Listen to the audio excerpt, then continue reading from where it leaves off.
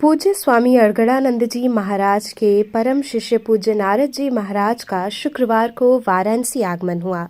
शहर पहुंचते ही वे सिद्धगिरी बाग क्षेत्र में अपने एक शिष्य के यहाँ पहुंचे, जहां उनके स्वागत के लिए भक्तों की उत्सुक भीड़ पहले से ही मौजूद थी। भक्तों ने परंपरागत रीति से अपने गुरु का पुष्प मालाएं अर्पित कर आशीर्वाद प्राप्त किया। पूरे माहौल में भक्ति और उत्साह का विशेष संचार देखने को मिला। इस अवसर पर नारद जी महाराज ने अपने शिष्यों को आशीर्वाद देते हुए यथार्थ गीता के महत्व पर विस्तार पूर्वक प्रकाश डाला। उन्होंने इसके माध्यम से जीवन, धर्म, साधना और कर्तव्य के वास्तविक स्वरूप को समझने की आवश्यकता पर बल दिया। भक्तों ने गुरु दर्शन और प्रवचनों को अपने लिए सौभाग्य बताया और उनके आगमन को आध्यात्मिक प्रेरणा का महत्वपूर्ण क्षण माना।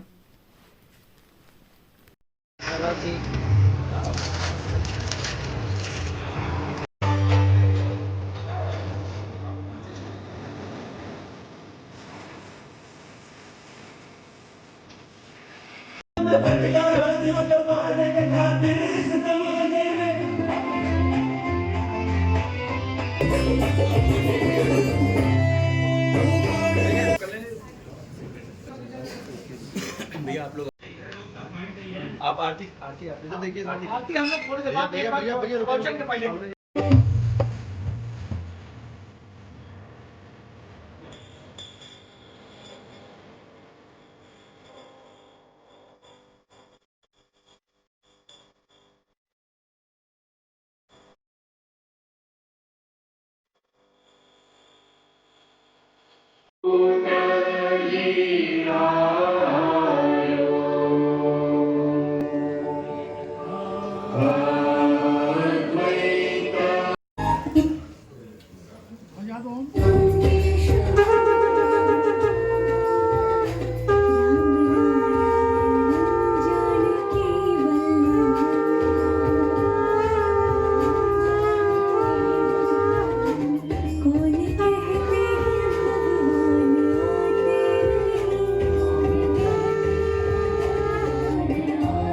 आए हैं और क्या संदेश देना काशी संस्कृति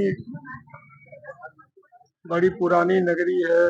भारत की संस्कृति, परंपरा, सभ्यता, यहाँ पर अनेक ऋषि, महर्षि, विद्वान और काशी आज विश्व में सभी बड़े ही आदर से, भाव से काशी को देख रहे हैं।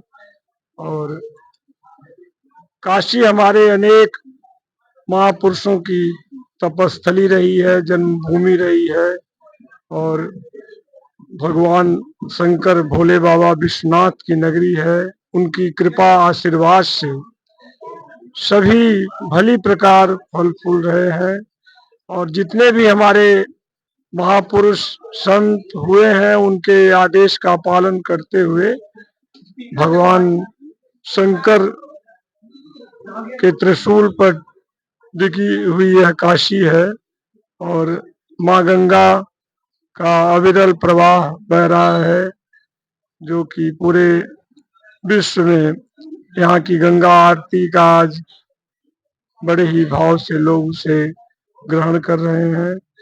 और यही उपदेश है संतों का कि जिसके लिए मानव तन हमें मिला है, उस कदम पर हम, उस पथ पर चलें, सत्कर्म करें, भलाई करें, सेवा करें, परोपकार करें और अपने सभी कार्य को करते हुए हम प्रभु को कभी न विसारें।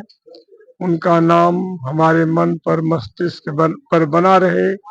अपने सभी ड्यूटी को करते हुए, कर्तव्यों का निर्वहन करते हुए हम प्रभु को कभी न विसारें, जिसके लिए मानव तन हमें मिला है। बोलो गुरुदेव भगवान की जय। जो मानव मात्र का अतर्क धर्म शास्त्र है, जो भगवान के श्रीमुख से निकली हुई वाणी है। यूं तो गीता पर हजारों टीकाएं लिखी जा चुकी हैं, किंतु तमाम भ्रामक प्रश्नों का निवारण उसमें नहीं पाया जाता है। हमारे पूज्य गुरुदेव भगवान द्वारा कृत यथार्थ गीता जो गीता का यथार्थ प्रस्तुत करती है, जो गीता का अनुवाद विश्व के करीब सभी भाषा में उपलब्ध है और उससे लोग भाविक भक्त लाभान्वित हो रहे हैं। गीता भारत का अपूर्व निधि है, ग्रंथ है। अभी प्रधानमंत्री जी ने रूसी पुतिन राष्ट्रपति को यथार्थ गीता भेंट किया, जो भारत का सबसे सर्वोपरि ग्रंथ है, शास्त्र है। और गीता मानव मात्र का तर्क धर्म शास्त्र है। महर्षि वेद व्यास ने यह निर्णय दिया कि गीता सुगीता है कर्तव्या के मन्ने शास्त्र संग्रह या स्वयं पद्मनाभस्य मुख पद्माद विनिश्चिता। गीता जो भगवान के श्रीमुख से निकली हुई वाणी है, फिर अन्य शास्त्रों के पढ़ने में क्या पढ़ने की आवश्यकता है। इसलिए भगवान के मुख से निकली हुई वाणी है। हतप्रद अर्जुन को, अर्जुन युद्ध करने से कतरा रहा था, मात्र इतनी सी शंका के लिए कि युद्ध नहीं करूंगा। भगवान कृष्ण को 18 अध्याय गीता का उपदेश करना पड़ा और अपना ऐश्वर्य भी सब उसको दिखाने लगे, किंतु वह आंखें मलता रहा, कुछ भी नहीं दिख रहा था। जब सबों से मन को एकाग्र किया, उनके प्रति समर्पित हुआ, श्रद्धा से लगा, तो सब कुछ उसे दिखाई देने लगा।